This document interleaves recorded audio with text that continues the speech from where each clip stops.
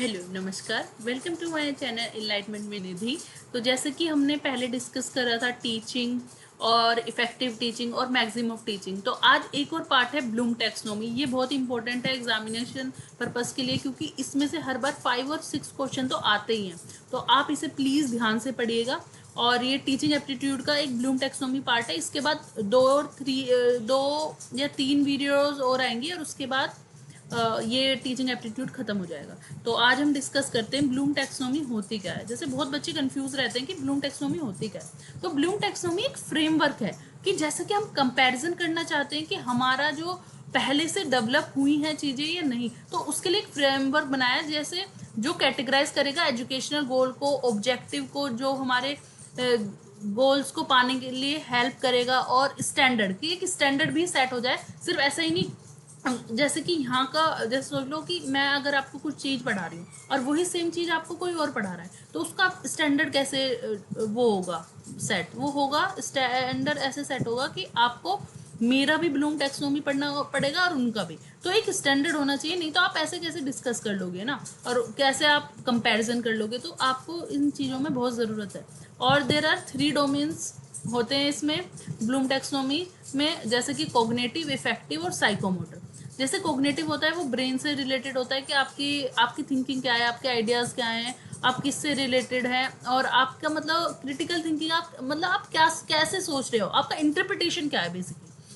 Affective domain में क्या होता है, इफेक्टिव डोमेन जो आपका इमोशन से रिलेटेड है, जिसमें सिर्फ हम डिपेंड ओनली बात करेंगे कि हमारी मोटिवेशन की बातें होंगी, नेगेटिव थॉट्स की बात होंगी, पॉजिटिव थॉट्स की बात होंगी। ये होता है इमोशन से रिलेटेड। एक होता है साइकोमोटर डोमेन। जो साइकोमोटर डोमेन होता है वो जो होता है वो कनेक्टेड होता है आपके फाइन मोटर स्किल से, जैसे कि आप कैसे काम कर रहे हैं, आपकी क्रिएटिविटी कैसी है कुछ चीज़ बनाने में या कुछ करने में, है ना। और जैसे कि इसके भी कोग्निटिव डोमेन के भी स्टेप्स हैं। तो कोग्निटिव डोमेन को 2 बार मतलब चेंज करा गया था। पहले तो ब्लूम ने 6 स्टेप दिए थे, जैसे उसमें बात करी थी उन्होंने knowledge, comprehension, application, analysis, synthesis and evaluation.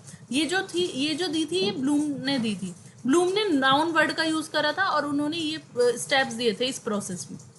तो फिर बाद में आते हैं 2001 में एंडरसन एंड क्रॉथरोल। तो उन्होंने कहा कि नहीं, हमें जो सिंथेसिस है उसको चेंज करके कर देना चाहिए क्रिएटिंग, और उसको फर्स्ट पे रखना चाहिए, और जो इवेल्युएशन है उसको हमें इवेल्युएट कर देना चाहिए और उसको सेकंड पे रखना चाहिए। तो जो सबसे लोवेस्ट जो वो है, लोवेस्ट है वो है नॉलेज, और सबसे हाईएस्ट जो पोजीशन है वो इवेल्युएशन की है।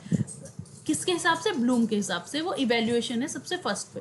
पर अगर हम क्रैथरोल और एंडरसन की बात करें तो सबसे ऊपर है क्रिएट, मतलब क्रिएटिंग, कोई चीज़ें क्रिएट करनी, क्रिटिकल थिंकिंग, ये चीज़ें।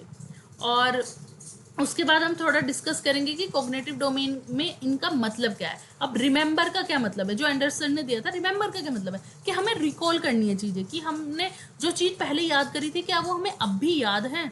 तो ये होता है रिमेंबर। फिर होता है अंडरस्टैंडिंग, क्योंकि हमें पता है असलियत में फैक्ट क्या है, हम समझ पा रहे हैं कि जो चीज़ें हमें कोई समझा रहा है। एक होता है अप्लाई, कि हमें जो फैक्ट्स हमने अभी पहले याद करे, क्या वो फैक्ट्स अप्लाई असलियत में होते हैं या बस हमने ऐसे पढ़ लिए हैं।